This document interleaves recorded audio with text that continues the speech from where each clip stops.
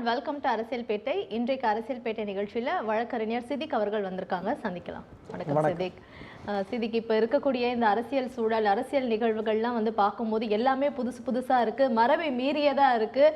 இப்படி பண்ணலாமா அப்படின்னா ஏன் இப்படி இருக்கக்கூடாது, இதுக்கு முன்னாடி இருந்த மாதிரி தான் இருக்கணுமா அப்படின்ட்டு தலைவர் முதல் கொண்டு அவரை ஃபாலோ பண்ணுறவங்க, அந்த கட்சி நிர்வாகிகள், தொண்டர்கள் முதல் கொண்டு வந்து தலைவர் சொல்கிற அந்த வார்த்தைகளை பின்பற்றுறதை வந்து பார்க்க முடியுது. இது வந்து ஒரு தப்பான கைடன்ஸாகவும் இருக்குது தாவேகாவினரை வந்து பொறுத்த வரைக்கும்.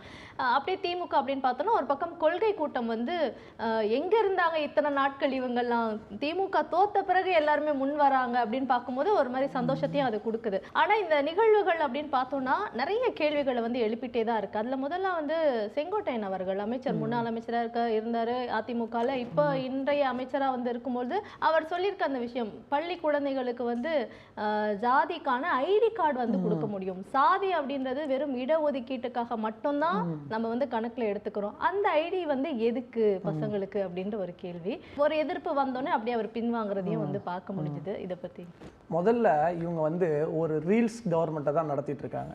இவங்க கிட்ட டெக்னிக்கலா இவங்களுக்கு எதுவுமே தெரியாது, கொள்கையாகவும் எதுவுமே தெரியாது. ரீல்ஸ் கவர்மெண்ட்னா நீங்க கேட்டீங்க, தலைவர்ல இருந்து கீழே இருக்கிற தொண்டர் வரைக்கும் ஒரே மாதிரி தான் இருக்கிறாங்க அப்படின்னு. இப்போ உதாரணத்துக்கு இன்ஸ்டால நம்ம வீடியோஸ்லாம் பார்ப்போம், ஒரு பாட்டு ட்ரெண்ட் ஆச்சுன்னு வைங்களேன், அந்த பாட்டுலேயே தான் எல்லாருமே ரீல்ஸ் போடுவாங்க. இப்போ ரீசெண்டாக பார்த்தா சம்பவக்காரின்னு ஒரு பாட்டு ட்ரெண்ட் ஆயிருக்கு, எல்லா ரீல்ஸும் அந்த பாட்டு மாதிரியே தான் இருக்கு. அதே மாதிரி தான் அந்த கட்சியினுடைய தலைவராக இருக்கிற முதலமைச்சரே சட்டமன்றத்தில் நின்று ரீல்ஸுக்கு வீடியோ போட்டாருன்னா கீழே இருக்கிறவங்களும் ரீல்ஸ் மாதிரியே அந்த வீடியோவை ஃபாலோ பண்ணி அதே தான் போட்டுட்டு இருப்பாங்க. அப்போ இன்னைக்கு செங்கோட்டையன் பேசியிருக்கக்கூடிய இந்த விஷயம், நம்ம சாதி அடிப்படையில் நாங்கள் ஐடி கார்டு வழங்க போகிறோம் அப்படின்னு சொல்கிறாரு. இந்த விஷயத்தை நம்ம எப்படி பார்க்குறோம் அப்படின்னா, தாவேகாங்கிறது பிஜேபியினுடைய குழந்தை, பிஜேபியினுடைய தத்துவத்தை அப்படியே வழிநடத்துறதுக்கு தமிழ்நாட்டில் இறக்கி விடப்பட்டிருக்கக்கூடிய ஒரு விஷயம்தான் தாவேகாங்கிறது தான் நம்மை போன்றவர்களுடைய கருத்து. ஏன் இதை நம்ம இவ்வளோ அழுத்தம் திருத்தமாக சொல்கிறோம்னா, இந்த சமூகத்தில் ஜாதிய கட்டமைப்பு இருக்கணும், ஏற்றத்தாழ்வு இருக்கணும், மனிதர்களுக்குள்ள வந்து எல்லாரும் சமம் ஈக்குவாலிட்டியாக இருக்கக்கூடாதுன்னு நினைக்கக்கூடிய சித்தாந்தத்தை வைத்திருப்பது ஆர்எஸ்எஸும் பிஜேபியும். அந்த சித்தாந்தத்தை வச்சிருக்கிற ஒருத்தனால மட்டும்தான் குழந்தைக்கு ஐடி கார்டில் நாங்கள் வந்து சாதியினுடைய பெயரை கொடுப்போம்னு சொல்ல முடியும். அப்போது அதை இன்னொருத்தங்க சொல்கிறாங்கன்னா யார் சொல்கிறாங்க? தமிழ்நாட்டில் இருக்கக்கூடிய டிவிகே சொல்லுது. அப்போ பிஜேபி இஸ் ஈக்குவல் டு டிவிகேங்கிறதுக்கான பெஸ்ட் எக்ஸாம்பிளாக இந்த ஒரு விஷயத்த நம்மளால் பார்க்க முடியுது. அப்புறம் நீங்கள் கேட்குறீங்க, செங்கோட்டையன் வந்து சொன்னார் திரும்ப வாங்கிட்டார் அப்படின்னு. திரும்ப வாங்க வச்சோம். திரும்ப வாங்க வச்சது எப்படின்னா, தமிழ்நாடுங்கிறது பெரியாரால் பக்குவப்படுத்தப்பட்ட மண். இன்னைக்கும் திராவிட இயக்கத்தினுடைய அரசியலை ஸ்ட்ராங்கா முன்னெடுக்கிற திமுக வலிமையான கட்டமைப்பை வைத்திருக்கிற மண். அப்போ திமுக தலைவருடைய வலிமையான எதிர்ப்பு குரல், நம்முடைய எதிர்கட்சி தலைவர் அண்ணன் உதயநிதி ஸ்டாலின் அவர்களுடைய வலிமையான எதிர்ப்பு, இதன் வழியா நம்ம அவங்கள பின்வாங்க வச்சிருக்கோம். தமிழ்நாட்டில் நீங்க என்ன வேணா செஞ்சிடலாம் அப்படின்னு பிஜேபி நினைச்சாங்க. பிஜேபியை ஓட ஓட விரட்டினது திமுக. நாங்களால டைரக்டா செய்ய முடியலன்னு இன்னைக்கு டிவிகேவை உள்ள கொண்டு வந்திருக்கிறாங்கன்னா, டிவிகேவை ஓட ஓட விரட்டக்கூடிய ஆற்றல் திமுகவுக்கு இருக்கு. அதான் நீங்க கேள்வியிலேயே இன்னொரு கேள்வியும் கேட்டீங்க, இவ்வளோ கொள்கை கூட்டம் எங்க இருந்துச்சு திமுகவில் அப்படின்னு. திமுக காரங்க எப்பவுமே சொல்லுவாங்க, ஆளுங்கட்சியா இருக்கும்போது அதிகாரத்தை தலைவர் பார்த்துக்குவார்னு திமுக தொண்டன் அமைதியா இருப்பான், எதிர்கட்சியா இருக்கும்போது தான் திமுக தொண்டனுக்கான வேலையே தொடங்கும். இன்னைக்கு வந்திருக்கிற ஜென்சி கூட்டமா இருக்கட்டும், இல்லை எப்போதுமே இருக்கிற திமுக தொண்டர்களாக இருக்கட்டும், எதிர்கட்சியாக இருக்கும் போது தான் OGDMK யாருன்னு அவங்க பார்ப்பாங்க. இத்தனைக்கும் அவங்களாம் உறுப்பினர்கள் கூட கிடையாது இல்லை. நீங்கள் அதை தான் புரிஞ்சுக்கணும். தமிழ்நாட்டை பொறுத்த வரைக்கும் திமுக உறுப்பினர் அப்படிங்கிறது உறுப்பினர் அட்டை வச்சுக்கிட்டு அண்ணா அறிவாலயத்துக்கு வர்றவங்களோ இல்லை மாவட்ட செயலாளரோட தொடர்பில் இருக்கிறவனோ மட்டுமே இருக்க மாட்டாங்க. தமிழ்நாட்டில் சமூக நீதியால் பலன் பெற்றிருக்கிற எல்லாருமே திமுக உறுப்பினர்கள் தான். தமிழ்நாட்டில் கலைஞர் கொண்டு வந்த திட்டத்தால் பலன் பெற்றிருக்கிற எல்லாருமே திமுக உறுப்பினர்கள் தான். கடந்த கால திராவிட மாடல் ஆட்சியில் நம்ம முதலமைச்சர் கொண்டு வந்த திட்டங்களால் பயன்பெற்றிருக்கக்கூடிய எல்லாருமே திமுகவினுடைய உறுப்பினர்கள் தான். இன்னும் டீப்பாக சொல்லணும்னா, யாரெல்லாம் பாசிசத்தை எதிர்க்கணும்னு நினைக்கிறாங்களோ அவங்க எல்லாம் திமுக உறுப்பினர்கள். கடந்த காலங்களில் எப்படி இருந்துச்சுன்னா, தமிழ்நாட்டை தாண்டி திமுக உறுப்பினராக இருந்தால் தான் மோடி மாதிரியான மதவாதத்தை திணிக்கக்கூடியவங்களை எதிர்க்கணும்னா திமுக உறுப்பினராக தான் இருக்கணும். அப்போ அந்த திமுக உறுப்பினராக இருக்கக்கூடியவங்க எல்லாம் இன்னைக்கு களத்துக்கு வந்திருக்கிறாங்க. இப்போ நீங்க பார்க்க முடியும், சமூக வலைதளமா இருந்தாலும் சரி, போராட்ட ஆர்ப்பாட்ட களமா இருந்தாலும் சரி, திமுகவினுடைய உறுப்பினர்கள் எப்படி அங்க களத்துல நிக்கிறாங்கிறத இப்போ நீங்க பார்க்க முடியும். இவங்க எல்லாருமே நீங்க போய் கேளுங்க, திமுக உறுப்பினர் கார்டு வச்சிருக்கீங்களா, திமுக பொறுப்புல இருக்கீங்களான்னு கேளுங்க. பொறுப்புல இருக்கிறவங்களோ உறுப்பினர் கார்டு வச்சிருக்கவங்களோ மட்டும் இன்னைக்கு களத்துக்கு வர்றதில்லை. சமூக நீதியின்பால் அக்கறை கொண்டிருக்கிற எல்லாரும் களத்துக்கு வந்திருக்கிறாங்க. ட்ரூ, கரெக்டாக சொன்னீங்க. இன்னொரு விஷயம் வந்து இன்னைக்கு நடந்திருக்கக்கூடிய இந்த ஆர்ப்பாட்டம் சென்னையில் மட்டும் இல்லை, தமிழ்நாடு முழுக்க பல இடங்களில் வந்து ஆர்ப்பாட்டம் நடந்தது. ஆர்ப்பாட்டம் நடந்த பிறகு அனைவருமே வந்து கைது செய்யப்பட்டதையும் வந்து பார்க்க முடியுது. ஆனால் கைது செய்து முடக்குனா கூட எங்கள் வேலையை செய்வோம் அப்படின்ட்டு அங்கிருந்து வீடியோவில் ரீல்ஸ் வந்து, அதாவது இந்த ரீல்ஸ் எந்த அளவுக்கு பயனுள்ள ஒரு ரீல்ஸாக இருக்குன்றதையும் தாவேக்காவினர் இதை பார்த்து தெரிஞ்சுக்கணும்னு நினைக்கிறேன். இது ஒரு பக்கம் போகிறதா பார்க்க முடியுது. இது இந்த இந்த ஆர்ப்பாட்டம் எதுக்கு அப்படின்னா உண்மையிலேயே ஒரு நியாயமான விஷயமா தான் இருக்கு. அதாவது தாவேக்காவை சேர்ந்த அமைச்சர் ஒருத்தர் ஐபிஎல் மேட்ச் வந்து பார்த்துட்டு இருக்கும் போதே அவர் செய்த அந்த வேலைக்கான ஒரு எதிர்ப்பு தான் இது. ஆனா அவர் மேல எந்த ஒரு ஸ்டெப்பும் இல்லை, அவர் மன்னிப்பு கேட்கல, எந்த கண்டனங்களும் யாருமே கொடுக்கலன்றதுக்கான ஒரு நியாயமான ஆர்ப்பாட்டம். ஆனா கைது செய்யப்படுது, அவர் மேல ஆக்ஷன் எடுக்காமலே இருக்காங்களே.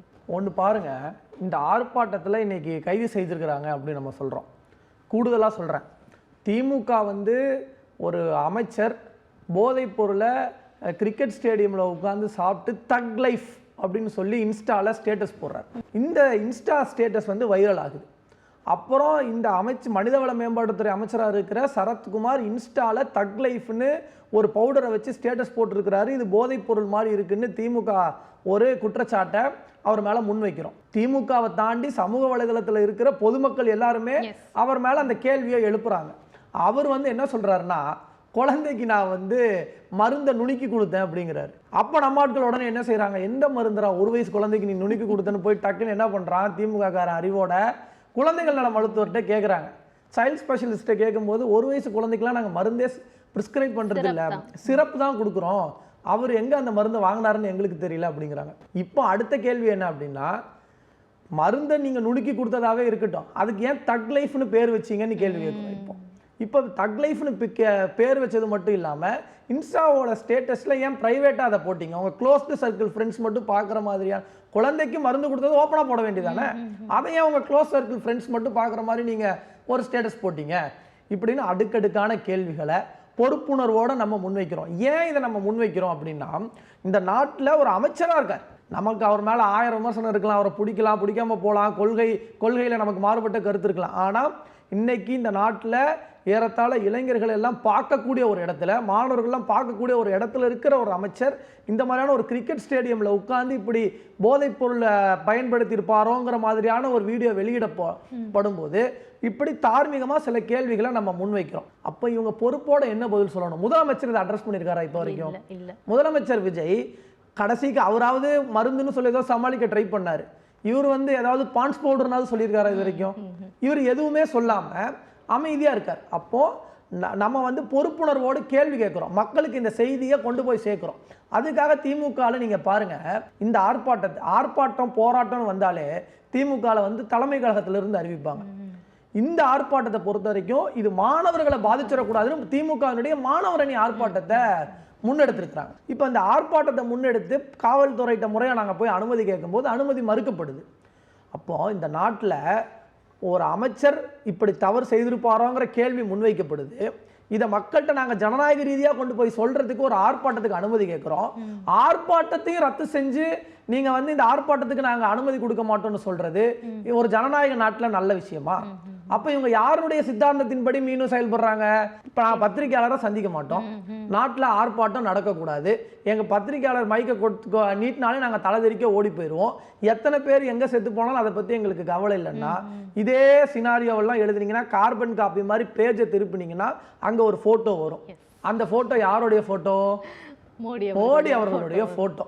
அப்போ மோடியும் முதல்ல வந்து நான் சொன்னேன் TVK is equal to RSS. இப்போ பாருங்க Vijay is equal to Modi.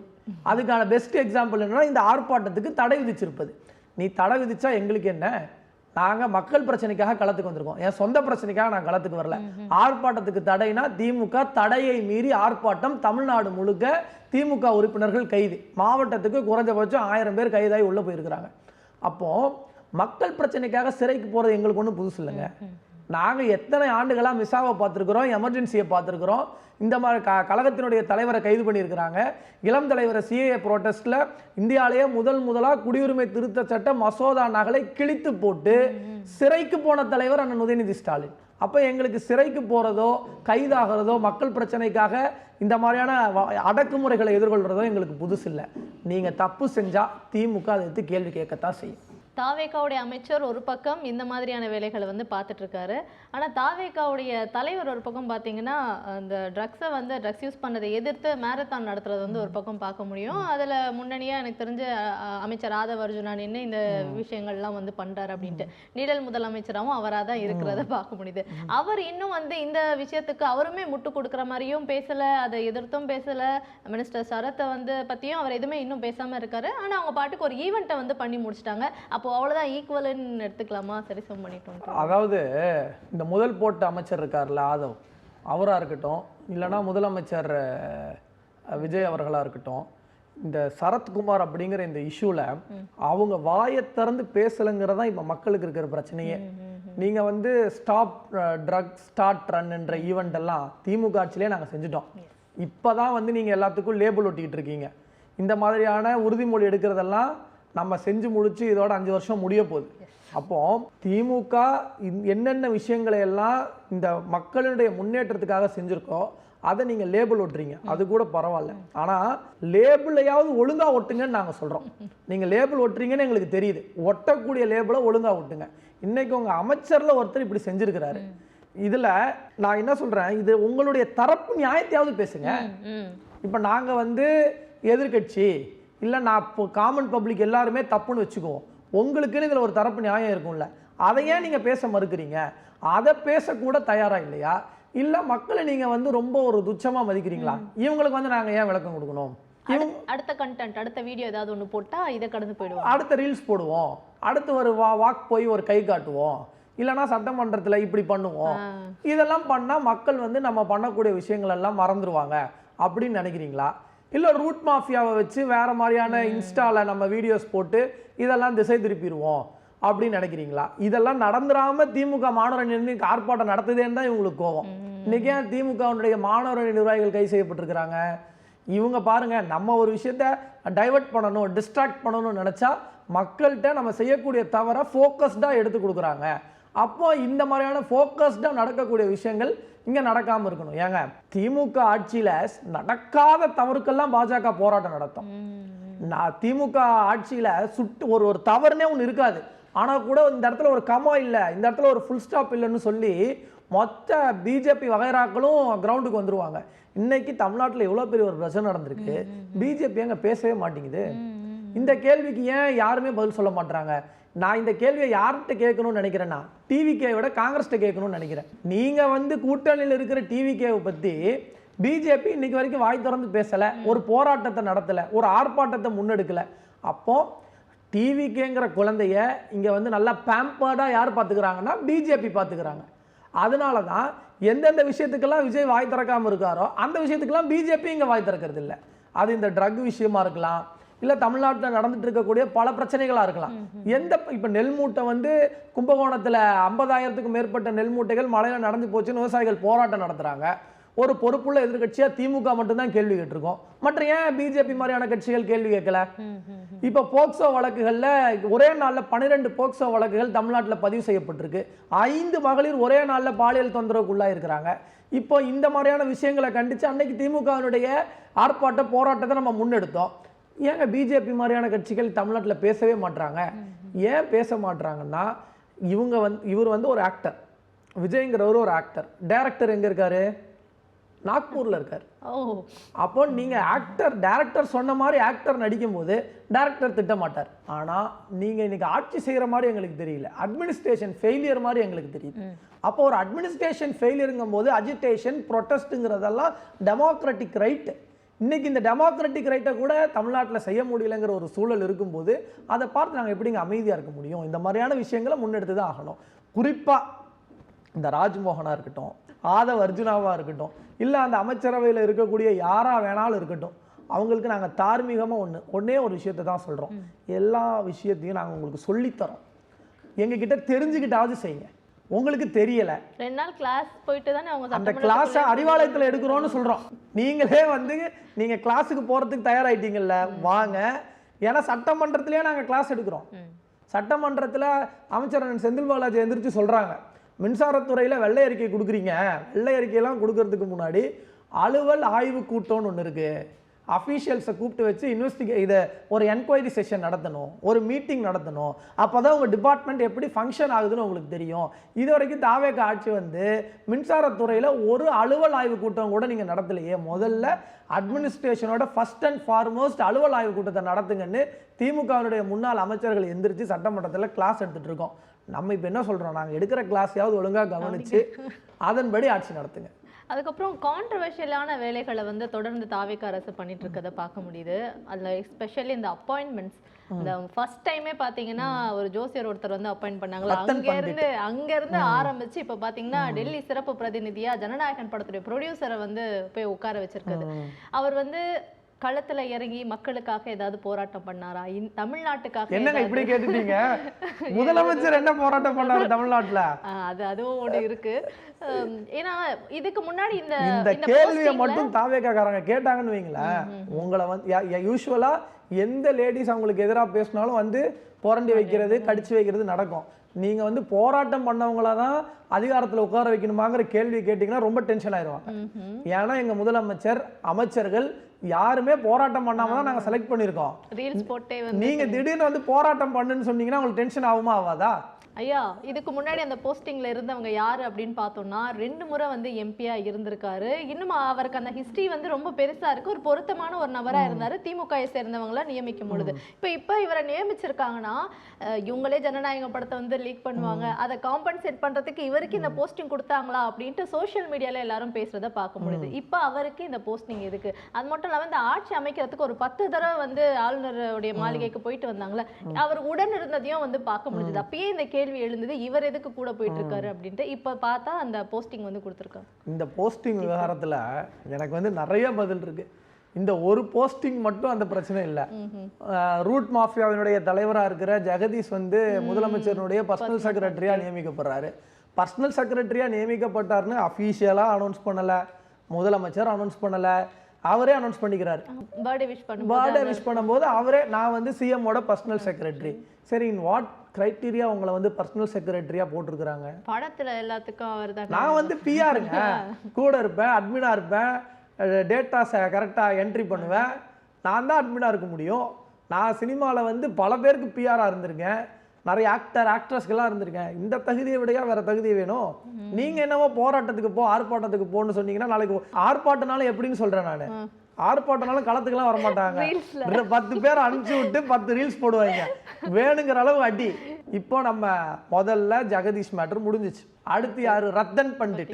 Ratan பண்டிட்டுங்கிறவரை கொண்டு வந்து அவருக்கு தனிப்பட்ட முறையில் ஜோசியத்திலேயோ ஜாதகத்திலேயோ நம்பிக்கை இருக்கலாம், நமக்கு மாற்று கருத்து இல்லை. அதை நீங்கள் ஃபாலோ பண்ணிட்டு போகலாம். தமிழ்நாட்டினுடைய முதலமைச்சருக்கு ஆலோசகராக நியமிச்சார். ஆலோசகராக நியமிச்சதுக்கு அப்புறம் தமிழ்நாட்டில் வலிமையான எதிர்ப்பு குரல் கிளம்புது. ஐயா, தமிழ்நாட்டில் இதெல்லாம் பண்ணாதீங்க, இந்த மாதிரியான விஷயங்களை எல்லாம் தமிழ்நாடு ஒருபோதும் பார்த்ததில்லை. இதுக்கு முன்னாடி இருந்த சில முதலமைச்சர்களுக்கு கூட நம்பிக்கை இருந்திருக்கலாம், ஆனால் அவங்கெல்லாம் அதை வீட்டோட முடிச்சுக்கிட்டாங்க. நாட்டு மக்கள் பிரச்சனைக்கு அவரை கொண்டு வராதீங்க. ஏன்னா முதலமைச்சருடைய ஆலோசகருங்கிறவர் இப்போ வந்து தமிழ்நாடு அரசு எடுக்கக்கூடிய முக்கிய முடிவுகளில் அந்த அஃபிஷியல் மீட்டிங்கில் பங்கெடுக்கலாம், ஐஏஎஸ் ஆஃபீஸர்ஸோட நடக்கக்கூடிய டிஸ்கஷனில் பங்கெடுக்கலாம். அப்படி பங்கெடுத்து ஆலோசனை வழங்கக்கூடிய ஒருத்தர் யாரு? ரத்தன் பண்டிட். அப்புறம் சட்டமன்றத்தில் மாண்புமிகு எதிர்கட்சி தலைவர் அண்ணன் உதயநிதி ஸ்டாலின் அவர்கள் எழுந்து இந்த மாதிரியெல்லாம் நியமிக்க கூடாதுங்க, இதெல்லாம் கான்ஸ்டிடியூஷன் படி சரியா வராது, நாங்கள் உங்களுக்கு சொல்லித்தரோம், நீங்கள் இதெல்லாம் மாற்றுங்க, திரும்ப கிளாஸ் எடுக்கிறோம். கிளாஸ் எடுத்ததுக்கப்புறம் இப்படியே உட்காந்துருக்கக்கூடிய முதலமைச்சர் பார்க்குறாரு, ஐயோ இது நம்ம ஏதோ பெரிய தப்பு பண்ணிட்டோம், அதை வந்து யூட்டர்ன் அடிக்கிறாங்க. அதனுடைய தொடர்ச்சி தான் இப்போ யாருன்னு கேட்டிங்கன்னா ஜனநாயகன் படத்தினுடைய ப்ரொடியூசர் வெங்கட நாராயணன். வெங்கட நாராயணனுக்கும் தமிழ்நாட்டுக்கும் என்ன தொடர்பு? வெங்கட நாராயணனுக்கும் தமிழ்நாட்டுடைய இருமொழி கொள்கைக்கும் என்ன தொடர்பு? வெங்கட நாராயணனுக்கும் தமிழ்நாடு ஏற்படுத்தி இருக்கக்கூடிய சமூக நீதி திட்டங்களுக்கும் என்ன தொடர்பு? டெல்லி சிறப்பு பிரதிநிதிங்கிறது எவ்வளவு முக்கியமான ஒரு விஷயம். அவருக்கும் முதலமைச்சருக்கும் தொடர்பு இருக்குல்ல, அது போதாதான் ஏத்துக்க மாட்டீங்களா? இல்ல, நீங்க இன்னும் மாற கேளுங்க. முதலமைச்சருக்கும் நீங்க சொல்லக்கூடிய தத்துவங்களுக்கும் என்ன தொடர்பு இருக்கு? அப்போ அவருக்கே ஒரு தொடர்பு இல்லைங்கும் போது அவர் நியமிக்கக்கூடியவருக்கு நம்ம என்ன தொடர்பை எதிர்பார்க்க முடியும்? அதான் நம்ம திரும்பவும் கேட்குறோம். நீங்க வந்து உங்களுக்கு வந்து அவரை ரொம்ப பிடிச்சிருக்கு, வெங்கட்ட நாராயணன் உங்களுக்கு ரொம்ப பிடிச்சிருக்கு, உங்களுக்கு உதவிகளை செஞ்சிருக்காரு, நீங்க சொன்ன மாதிரி எல்லாம் ஜனநாயக படத்தை எடுத்தாரு, நீங்க சொன்ன மாதிரி எல்லாம் அந்த டேட்டா தள்ளி வச்சாரு, நீங்க சொன்ன மாதிரி எல்லாம் பண்ணினாருன்னா நீங்க ஒரு நிறுவனத்தை ஆரம்பிச்சு அதுக்கு அவரை தலைவரா வச்சுக்கோங்க. ஆனா தமிழ்நாடுங்கிற மாநிலத்தினுடைய உரிமைகளை ஒன்றிய அரசுக்கு கொண்டு போய் சேர்க்கிற முக்கியமான இடம் டெல்லி சிறப்பு பிரதிநிதிங்கிறது. இதுக்கு முன்னாடி திமுகவின் சார்பில் அண்ணன் கே எஸ் விஜயன் இருக்கிறார். அவரு நாடாளுமன்றங்களில் பங்கெடுத்தவர், நாடாளுமன்ற கூட்டுக்குழுவில் பங்கெடுத்தவர், தமிழ்நாட்டினுடைய உரிமை சார்ந்த விவசாயிகளுடைய போராட்டத்தை களத்தில் நின்று அந்த மாவட்டங்களில் முன்னெடுத்தவர். திமுகவினுடைய அவர் என்ன பொறுப்பில் இருந்தார் தெரியுமா? திமுகவினுடைய விவசாய அணி செயலாளர். திமுகவினுடைய விவசாய அணி செயலாளருங்கும் போதே அவருக்கு விவசாயிகள் நலன் சார்ந்த போராட்டங்களை முன்னெடுத்த அனுபவம், திமுக ஆட்சியில் இருக்கிற போது விவசாயிகள் நலன் சார்ந்த திட்டங்களை தீட்டுவதற்கு உறுதுணையாக இருந்த அனுபவம். இப்படிப்பட்ட ஒருத்தரை டெல்லியினுடைய சிறப்பு பிரதிநிதியாக அவருடைய எக்ஸ்பீரியன்ஸ் பேஸ்ல, அவருடைய ஒர்க் பேஸ்ல, அவருடைய தியாகத்தின் அடிப்படையில் தமிழ்நாட்டினுடைய ஒரு ஒரு உரிமை சார்ந்து அங்கே பேசக்கூடிய ஒருத்தராக இருப்பார்னு திமுக அனுப்பிச்சு வைக்குது. தமிழ்நாட்டை சார்ந்தவர், தமிழ்நாட்டு பிரச்சனைகளுக்காக களத்தில் நின்றவர், தமிழ்நாட்டு விவசாயிகளுக்காக போராடியவர், தமிழ்நாட்டினுடைய உரிமைகளை பேசக்கூடியவர். திமுக அனுப்புன டெல்லி சிறப்பு பிரதிநிதி. இப்போ நான் என்ன சொல்றேன், அந்த சிறப்பு பிரதிநிதியாக ஒருத்தர் அனுப்பியிருக்காங்களா வெங்கட நாராயணன், அவர் யாருன்னு நானும் போய் கூகுளில் சர்ச் பண்ணி பார்க்குறேன். ஒருவேளை நமக்கு தெரியாமல் இவர் எதுவும் போராட்டத்தில் இது பங்கெடுத்திருப்பாரு, நமக்கு தான் தெரியல. சரி, அட்லீஸ்ட் போராட்டத்தில் தான் பங்கெடுக்கல, ஒரு ரீல்ஸாவது போட்டிருப்பாரு. அவங்க ஃபார்மேட்லயே போய் ரீல்ஸ் பார்க்குறேன். அதாங்க அவரா என்ன பண்ணியிருக்காருன்னு பார்க்குறேன் நான். அவர் என்னன்னு பார்த்தா ஒரு ரியல் எஸ்டேட் ஓனருன்றாங்க. சரி, சினிமா ப்ரொடியூசர்னா ஒரு நிறைய சமூக நீதி படங்கள் எடுத்திருப்பாரோ, பெண் உரிமை சார்ந்த படங்கள்லாம் எடுத்திருப்பாரு, இல்லை வந்து ஜாதி மறுப்பு படங்கள்லாம் எடுத்திருப்பாரு, மத மோதல்களை தடுக்கக்கூடிய படங்கள்லாம் எடுத்திருப்பாரு. அப்படிப்பட்ட ஒருத்தர் கொடுத்துட்டாங்களா அப்படின்னு போய் பார்த்தா அவர் எடுத்ததே 2 படம், கன்னட படம்னு நினைக்கிறேன் ரெண்டுமே. என்னடா 2 படம் எடுத்தவருக்கு இவர் எப்படி படம் நடிக்க ஒத்துக்கிட்டாருன்னே முதல்ல எனக்கு புரியலை. 2 படம் எடுத்த ஒரு ப்ரொடியூசருக்கு, அவருடைய பாணியில கேரியரோட உச்சத்தில் இருந்துன்னு சொன்ன ஒருத்தருக்கு எப்படி 2 படம் எடுத்த ப்ரொடியூசருக்கு படம் நடிக்க ஒத்துக்கிட்டாருங்கிற கேள்விக்கே எனக்கு இப்போ வரைக்கும் பதில் தெரியல. இந்த கேள்விக்கு நான் பதில் தேடிட்டு இருக்கும் போதே அவரை போய் என்னவா போட்டாருன்னா டெல்லி சிறப்பு பிரதிநிதியா போட்டார். அப்போ தமிழ்நாட்டில் ஒரு அதிகாரத்தை நாங்கள் அடைஞ்சிட்டோம், நாங்கள் என்ன வேணாலும் செய்வோம், எங்களுடைய இஷ்டத்துக்கு நாங்கள் செய்வோம் அப்படின்னு செஞ்சுட்டு இருக்காங்கிறதுக்கான அடையாளம் டெல்லி சிறப்பு பிரதிநிதியா இவங்க போட்டிருக்கக்கூடிய இந்த வெங்கட நாராயணனுடைய நியமனம். இதனால நாங்கள் ஏன் இவ்வளோ கோவப்படுறோம்? நம்ம என்னதான் இதை நகைச்சுவையாக பேசினாலும் இதில் நம்ம அடையக்கூடிய இழப்புகள்னு நிறையா இருக்கு. தமிழ்நாட்டுக்கு வர வேண்டிய நிதி ஆதாரங்களை பற்றி இவங்க இன்னும் பேசவே இல்லை. நம்ம கெட்டின ஜிஎஸ்டியிலேருந்து நமக்கு வர வேண்டிய நிதி நிலுவைத் தொகை இன்னும் இருக்கு. தமிழ்நாட்டுக்குன்னு தமிழ்நாட்டினுடைய கொள்கை சார்ந்த திட்டங்களில் நீட் தேர்வில் 4 மாணவர்கள் உயிரிழந்து போயிருக்கிறாங்க. 4 மாணவர்கள் உயிரிழந்து போயிருக்கிறாங்கன்னு திமுக கொதிச்சு எழுது தமிழ்நாட்டு மக்களுடைய கல்வி உரிமையில பிரச்சனையா இருக்குன்னு. அப்போ அவங்க என்ன பண்ணிட்டு இருக்காங்கன்னா, உயர்கல்வித்துறை அமைச்சர் வந்து டான்ஸ் ஆடிட்டு இருக்காரு, வாடி வாடி பாட்டுக்கு டான்ஸ் ஆடுறாரு. பாட்டை சொல்றதுக்கு கூட நமக்கு வந்து ஒரு அரசியல் நாகரிகம் கருதி சொல்றதுக்கே நமக்கு தயக்கமா இருக்கு. ஆனால் ஒரு உயர்கல்வித்துறையுடைய அமைச்சராக இருக்கவர் போய் டான்ஸ் ஆடுறாரு. இன்னைக்கு பார்த்தா அவர் மேலே போக்சோ வழக்கு போடணும்னு வழக்குகள் பதிவு பண்ணப்படுது. அப்போ நீங்க பாருங்க, ஒரு தவறான நபரை ஒரு முக்கியமான பொறுப்பில் நியமிக்கப்படுகிற போது தமிழ்நாடு எந்த அளவெல்லாம் பாதிக்கப்படுது. நீட் தேர்வை குறித்து பேசியிருக்க வேண்டிய உயர்கல்வித்துறை அமைச்சர் இப்படி இருக்கார். தமிழ்நாட்டில் இருக்கக்கூடிய தமிழ்நாட்டினுடைய பிரச்சனைகளை குறித்து பார்லிமெண்ட்ல இல்லைன்னா ஒன்றிய அரசை எடுத்து கொண்டு போய் செல்ல வேண்டிய ஒருத்தர் திரைப்படத்தினுடைய தயாரிப்பாளராக இருக்கார். திரைப்படத்தினுடைய தயாரிப்பாளராக இருப்பது தவறில்லை, ஆனா அவர் இந்த மக்களுக்காக என்ன செஞ்சிருக்கிறார், இந்த மக்களுடைய உரிமை சார்ந்து அவருக்கு என்ன தெரியும், இல்லைன்னா இதுக்கப்புறம் என்ன தெரிஞ்சுக்குவார், எதுக்குமே பதில் இல்லாத போது நமக்கு ரொம்ப வேதனையாகவும் வருத்தமாகவும் இருக்கு. ஆனா ஒரு விஷயத்த நாங்கள் அழுத்தமாக சொல்றோம். என்ன சொல்றோம்னா, எங்க தலைவருக்கு நாங்கள் அன்போட ஒரு கோரிக்கை வைக்கிறோம், இந்த கூட்டத்திலிருந்து எங்களை காப்பாற்று. இதை காப்பாற்ற முடிஞ்ச ஒரே தலைவர் மாண்புமிகு முத்துவேல் கருணாநிதி ஸ்டாலின் என்கிற மகத்தான தலைவர். இப்போ நம்ம ஐயா வைகோ அவர்களை பற்றி கொஞ்சம் பேசி ஆகணும் அப்படின்னு நினைக்கிறேன். சீரியஸாக பேசும்போது டக்குன்னு கலைஞர் டிவி பார்த்துட்டு இருக்கேன் நான். நீங்கள் என்ன பண்ணுறீங்க, பேசிட்டு இருக்கிற சிரிப்பொலிக்கு மாத்துறீங்க சேனல்ல, அப்படி இருக்கு இந்த கேள்வி. இப்போ நீங்க சொன்னீங்கல்ல, அதுல இருந்தே கலைஞர் டிவி அப்படின்னும் போது ஒரு பொறுப்பான ப்ரோக்ராம் வந்து கொடுக்கக்கூடிய ஒரு சேனல் வந்து சிரிப்பொலி வந்து என்டர்டைன்மெண்ட், அந்த மாதிரி தான் அவரையும் பார்க்குறோம். அவர் வந்து ஒரு பொறுப்பான பொலிட்டீஷியன், ஒரு ஹைலி எக்ஸ்பீரியன்ஸ்டு பொலிட்டீஷியன். அவருடைய பேச்சு அவர் இருந்த வருடங்கள் எத்தனை வருடம் அவர் பார்லிமெண்ட்ல இருந்திருந்தாலும் அத்தனை வருடமும் திமுகவால மட்டும்தான் பார்லிமெண்ட். அதுவும் சிறப்பாக பேசக்கூடியவர். அவருடைய பேச்சுல வந்து யங்ஸ்டர்ஸ் எல்லாருமே வந்து அவரை நோக்கி போகக்கூடிய அவ்வளவு ஆளுமை படைத்தவர். அதெல்லாம் ஒரு காலத்துல அதுதான் அப்படி இருந்தவர் ஏன் இந்த சில வருடங்களாகவே வந்து பார்க்கும்பொழுது அந்த கட்சி தாவல் பண்றதோ மாற்றி மாற்றி பேசுறதோ, ஒரு முதிர்ச்சி அடைந்த பொலிட்டீஷியன் எந்த அளவுக்கு எக்ஸ்பீரியன்ஸ்டோ அந்த என்ன சொல்வது ஒரு மாதிரி நடந்துக்கணும்ல, அவரை பார்த்து தானே எல்லாருமே கத்துக்கணும்ன்ற மாதிரி. பட் அவர் ஏன் இப்படி இருக்காரு அப்படின்றது இப்போ அவர் அங்க போனது எல்லாருக்குமே சந்தோஷம் தான். திமுக சப்போர்ட்டர்ஸ் எல்லாரும் அதை கொண்டாடுறத பார்க்க முடியுது. ஏன் அவரால் சரியா முடிவெடுக்க முடியலையா என்ன? அதாவதுங்க, நம்ம வந்து ஒரு அரசியல் கட்சியினுடைய தலைவர்னு முதல்ல நினைக்கணும். இப்போ வந்து நான் பதில் சொன்னதும் எனக்கே ஒரு வருத்தம் வந்துருச்சு. சிரிப்பொலி சேனலுக்கு ஒரு ஹெட் இருந்தாருன்னு வைங்களேன், அவர் வந்து என் மேலே கோவப்படுவார். உனக்கு எவ்வளோ ஒரு திமிர் இருந்தால் நீ வைகோவோட போய் என் சேனலை நீ கம்பேர் பண்ணுவேன். சிரிப்பொலிங்கிறத நாங்கள் குறைஞ்சபட்சம் ஒரு என்டர்டெயின்மெண்ட்டுக்கான ஷோஸையாவது கொடுக்குறோம். டிஆர்பியில் நம்பர் 1 நம்பர் 1ல இருக்கு. நீ என்ன போய் வைகோவோட கம்பேர் பண்ணுறியான்னு கேட்பார். இன்னும் சொல்கிறேன், சிரிப்பொலிங்கிற சேனல் வந்து எந்த நோக்கத்துக்காக ஆரம்பிக்கப்பட்டதோ அதை அப்படியே செஞ்சுட்டு இருக்காங்க. நாங்கள் ஒரு என்டர்டெயின்மெண்ட்டாக காமெடி ஷோஸ் போடணுன்ற நோக்கத்துக்காக ஆரம்பித்து அதை அப்படியே செஞ்சுட்டு இருக்காங்க. இவர் என்ன நோக்கத்துக்காக என்ன செய்கிறாருன்னு அவருக்கும் தெரியல, சுற்றி இருந்து பார்க்குற எங்களுக்கும் தெரியல, அவர் கூட இருக்கவங்களுக்கும் புரிய மாட்டேங்குது. இன்னைக்கு பார்க்குறேன், அவர் கட்சியிலேருந்து 5000 பேர் திமுக 500 பேர் திமுக இணைகிறாங்க அப்படின்னு. ஒருத்தர் போனாரு, ஆனால் 500 பேர் திமுக தேடி வந்ததை பார்க்க முடியுது. ஒருத்தர் வைக்க ஒருத்தர் தானே போயிருக்காரு. மதிமுக ஒரே ஒரு குருக்கள் வருகிறார் வழிவடுகிற மாதிரி ஒரே ஒரு குருக்கள் போயிருக்காரு. இருந்த 500 பேர் இங்கே வந்து சேர்ந்துருக்குறாங்க. எனக்கு 500 பேர் சேர்ந்ததுக்கப்புறம் ஒரு கேள்வி இருந்துச்சு. இப்போ அடுத்து இவர் ஒரு பொதுக்குழு கூட்டம் நடத்தணும்னா யாரை வச்சு நடத்துவார்? இருந்த அந்த பொதுக்குழு கலந்துக்கிட்டு 500 பேரும் இங்கே வந்தாச்சு. இருக்கிற 2 எம்எல்ஏக்களும் சொல்லிட்டாங்க, இது தார்மீகம் கிடையாது. நாங்கள் வந்து மக்களால் தேர்ந்தெடுக்கப்பட்டு ஒரு சட்டமன்ற உறுப்பினராக இருக்கோம். நாங்கள் மக்கள்கிட்ட கேட்குறோம், இல்லை உங்கள் திமுக சின்னத்தில் நின்று ஜெயிச்சிருக்கிறீங்க, திமுகவோட இணைந்து செயல்படுறதா ஒரு அரசியல் மாண்பாக இருக்கும், நாங்கள் திமுகவோட இருக்கிறோன்னு அந்த 2 எம்எல்ஏக்கள் சொல்லிட்டாங்க. இப்போ எனக்கு என்னென்னா, 2 எம்எல்ஏக்கள் உங்கள் கட்சியில் இருந்த 2 எம்எல்ஏக்களுக்கு இருக்கிற தார்மீகம்னா என்ன, மக்கள் என்ன நம்மளை பார்த்து நினைக்கிறாங்க, மக்கள் என்ன சொல்கிறாங்கன்றதை உணர்ந்து இன்னைக்கு திமுகவோட களத்தில் நிற்கிறாங்க. நாங்கள் திமுகவினுடைய உறுப்பினர்களாக தொடர்றோம்னு சொல்கிறாங்க. உங்கள் கட்சியிலேருந்து 500 பேர் வந்து சேர்ந்துட்டாங்க. இப்போ நாளைக்கு நீங்கள் ஒரு நிகழ்ச்சி நடத்தணும்னா யாரை வச்சு நடத்துவீங்க? தாவேக்கா வச்சு நடத்த முடியாது. 2 தாவேக்கா இப்போ வந்து பயப்பட வேண்டியது உண்மையாலே யாரு தெரியுமா? தாவேக்கா காரன் தான் பயப்படணும்.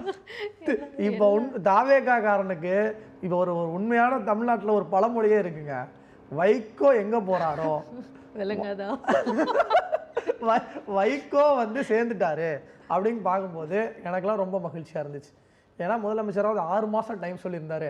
6 மாதம் இவங்க ஆட்சி செஞ்சிருவாங்களே நினச்சிட்டு இருந்தேன் நான். அந்த ஃபீலிங்கில் இருக்கும்போது வைகோ சேர்ந்துட்டாரு அப்படின்னு தெரிஞ்ச உடனேயே இனி நம்ம வந்து பெரிய வருத்தப்பட தேவையில்லை, நம்ம அதுக்கான முன்னெடுப்புகளை செய்ய தேவையில்லை, அதற்கான விஷயங்களை வைகோ பார்த்துக்குவாரு அப்படிங்கிற செய்தி வந்து நமக்கு தெரியுது.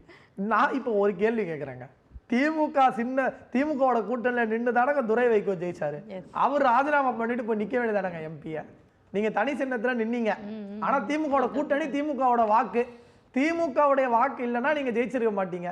நீங்க என்ன பண்ணுங்க, நீங்க ரிசைன் பண்ணிருங்க, பண்ணிட்டு தனி சின்னத்துல நின்று நீங்க ஜெயிச்சு காட்டுங்க பார்ப்போம்.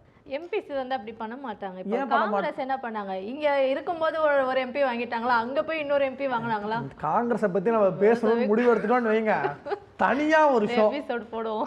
அந்த ஷோவை வந்து இதோட நீங்க மிங்கிள் பண்ணக்கூடாது. அவங்களுக்கு தனி ப்ராஜெக்டே இருக்கு.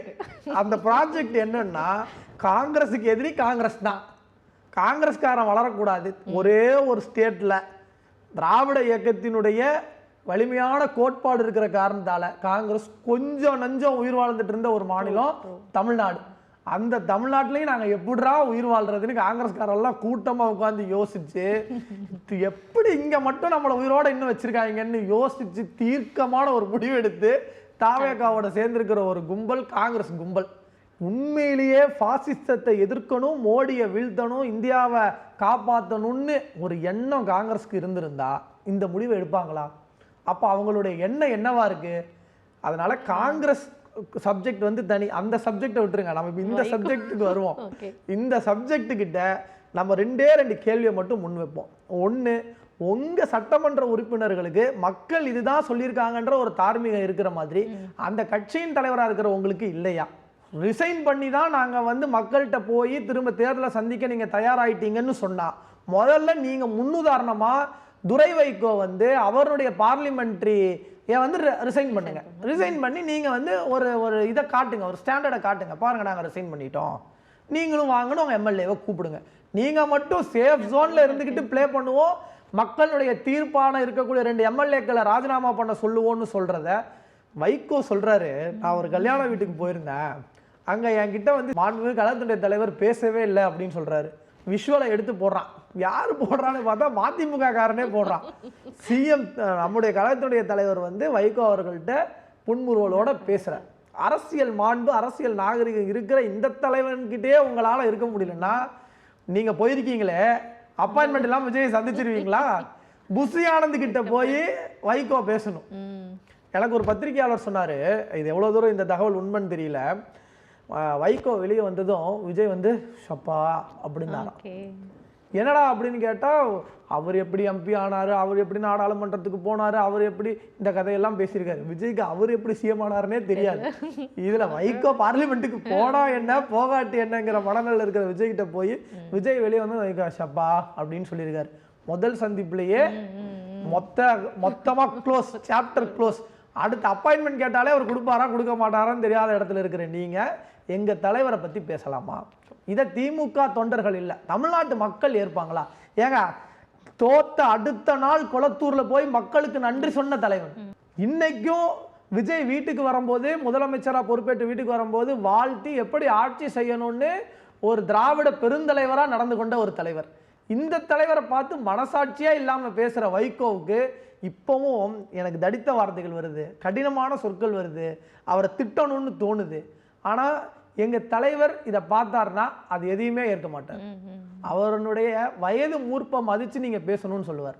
அப்போ அவரின் தொண்டர்களாக இருக்கிற நாங்களே இவ்வளோ பக்குவப்பட்டிருக்கும் போது ஒரு கட்சியின் தலைவராக இருக்கிற அவர் எப்படி இருக்கணும்? நீங்கள் எங்கே வேணால் கூட்டணி போங்க, யார் கூட வேணால் சேருங்க, ஆனால் குறைஞ்சபட்சம் மனசாட்சியோட நடந்துங்க. சரி, இத்தனை பேருமே வந்து திமுகவுடைய கூட்டணியில இருந்த அத்தனை பேருமே, திமுக வெற்றி பெற வச்ச அத்தனை பேருமே இப்ப தாவேக்காவை நோக்கி போறதை பார்க்க முடியுது. அது போக அதிமுகவில் இருக்கக்கூடிய எம்எல்ஏக்கள் வந்து ராஜினாமா பண்ணி இப்போ இடைத்தேர்தலுக்காக எல்லாரும் வெயிட்டிங்னு பார்க்க முடியுது. இப்போ இந்த கூட்டணி கட்சிகள் ஆல்ரெடி அங்கே இருக்காங்களே, அப்போ கூட ஏடிஎம்கேல குதிரை பேரத்தை வந்து தாவேக்கா நடத்துது அப்படின்றதுக்கு தான் அவங்க எல்லாருமே அதை ராஜினாமா பண்றாங்க அப்படின்னு சொல்லப்படுது. அப்போ கூட்டணி கட்சிகள் முந்தி அடிச்சுட்டு ஓடினாங்களா? அவங்க மேல எல்லாம் நம்பிக்கை இல்லையா தாவேக்காக்கு? அதனால தான் இன்னும் எம்எல்ஏக்களை அங்கிருந்து வர வச்சுட்டே இருக்காங்களா? இது எப்படி பாக்குறது? அதாவதுங்க, இவங்க யாருக்குமே யாரு மேலேயுமே நம்பிக்கை கிடையாது. அங்க போய் சேர்ந்திருக்கிறாரு வைகோ, ஆனா யார் கூட போய் சேர்ந்திருக்கிறாரோ கூட இருக்கிற கூட்டணி கட்சிகளை தான் முதல்ல விமர்சிக்கிறார். திமுக பார்த்தா எந்த அடையாளமே இல்லாத கட்சிகளுக்கெல்லாம் சீட்டை ஒதுக்கிட்டாங்க அப்படிங்கிறாரு. இவர் யாரை குற்றச்சாட்டு வைக்கிறாரோ அவங்க தான் இன்னைக்கு தாவேக்காவோட இருக்கிறாங்க. அடுத்து தாவேக்காவை நம்ம எடுத்துக்குவோம். அவங்க இன்னைக்கு யாரை பத்தி பேசுறாங்க? நான் தவறு செய்தால் விட மாட்டேன், தொட்டால் விட மாட்டேன், தொட்டவனையும் விட மாட்டேன். கரூர்ல விஜயபாஸ்கர் போய் நாளைக்கு அதிமுக வந்து தாவேக்கால சேர போறாரு, தொட்டுட்டாரு, தொட்டவரை விட மாட்டீங்களா? சேர்த்து போனாங்க, தொட்டுட்டாங்கன்னா இதான் வாஷிங் மிஷின். அடுத்து கரூர் விஜயபாஸ்கர், குட்கா விஜயபாஸ்கர்னு பேரே இருக்கு அவருக்கு. அவர் வீட்டில் ஐடி ரைடி நடக்கும்போது வீட்டில் இருந்த ஏதோ ஒரு டாக்குமெண்ட்டை தூக்கி வெளியே வீசின விஷுவல் இன்னைக்கு சோஷியல் மீடியாவில் இருக்கு. அந்த விஜயபாஸ்கரை நீங்க சேர்த்துக்குவீங்களா? அப்போ நீங்க வந்து என்னதான் சொல்ல வரீங்க மக்களுக்கு? குதிரை பேரம் நடந்ததுங்கிறதுக்கு டைரக்ட் ஸ்டேட்மெண்ட் யார் தெரியுமா கொடுத்துருக்கா? இது வரைக்கும் இப்படி ஒரு டைரக்டான ஒரு ஸ்டேட்மெண்ட்டை எந்த அரசியல் கட்சியுமே பார்த்துருக்க மாட்டாங்க. இது ஒரு ப்ரூஃபே போதும் தாவேக்கா இன்னைக்கு செய்கிறது குதிரை பேர அரசியல் தான் அப்படிங்கிறது. அதுக்கு நான் முன்னாடியே சொன்னேன்ல, வைகோ சேர்ந்துட்டாரு, மொத்தமாக முடிச்சு விட்ருவாருன்னு. அந்த வைகோ தான் கொடுத்துருக்காரு. உங்கள் கட்சியினுடைய 2 எம்எல்ஏக்களை ரிசைன் பண்ணிட்டு வர சொல்லுங்க, நான் வந்து உங்களுக்கு பிரச்சாரம் பண்ணி ஜெயிக்க வைக்கிறேன்னு விஜய் சொன்னதா வைகோ சொல்றாரு. இதுதானங்க டைரக்டா குதிரை பேரத்துக்கான எவிடன்ஸ். இதுக்கப்புறம் என்ன குதிரை பேரம் நடந்துச்சான்னு ஒரு கேள்வி. நாங்க டிரான்ஸ்பரண்ட் கவர்மெண்ட் நடத்துறோம் விஜய் சொல்றாருல, இன்னைக்கு வரைக்கும் ஒரு கேள்விக்கு பதில் சொல்லியிருக்காரா? நீங்க ஆட்சி அமைக்கிற வரைக்கும் உங்க வீட்டுக்கு ஒருத்தர் கார்ல வந்தாரு, அந்த கார்ல அந்த நபர் யாருன்னு கேள்வி கேட்கிறோம், இன்னைக்கு வரைக்கும் பதில் வர மாட்டேங்குது. அப்போ இவங்க வந்து ஆட்சி அமைக்கணும்னு யோசிச்ச நாள்ல இருந்து இன்னைக்கு 45-50 நாள் வரைக்கும் அதிமுகல இருந்து வெறியா புள்ள பிடிக்கிற கூட்டம் மாதிரி பிடிச்சிட்டு வந்துடுறாங்க. திமுக கூட்டணி கட்சியிலேருந்து வரியா அவங்களையும் நான் கூட வச்சுக்குவேன். அப்போது கொள்கை இல்லை, கோட்பாடு இல்லை, மக்கள் நலன் சார்ந்த சிந்தனை இல்லை, எனக்கு எப்படியாவது என் ஆட்சியை தக்க வச்சுக்கணும், அதுக்கு நான் எந்த எல்லைக்கும் செய்வேன், எந்த எத்திக்ஸையும் நான் ஃபாலோ பண்ண மாட்டேன்னு நினைக்கக்கூடிய ஒரு சிஎம்மாக அவர் இருக்கிறாருன்னா இதை வந்து மக்கள் தான் புரிஞ்சுக்கணும். மாற்றம், இது நல்ல மாற்றம். அந்த மாற்றத்தினுடைய ஃபர்ஸ்ட் ஃப்ரேம் என்ன அப்படின்னா, அதிமுகவில் யாரெல்லாம் ஊழல் செஞ்சு வழக்குகள் நிலுவையில் இருக்கோ அவங்கெல்லாம் தாவேக்கால சேர்றது மாற்றத்தின் தொடக்கம். இப்போ நடந்துட்டு இருக்கக்கூடிய இந்த அரசியல் நிகழ்வுகளுக்கு பின்னாடி இருக்கக்கூடிய பல விஷயங்களை ரொம்ப தெளிவாக எங்க கூட பகிர்ந்துக்கிட்டீங்க சிதிக். தேங்க்யூ. நன்றி. மீண்டும் நாளை இரவு 9:30 மணிக்கு அரசியல் பேட்டை நிகழ்ச்சியில் சந்திக்கலாம். நன்றி.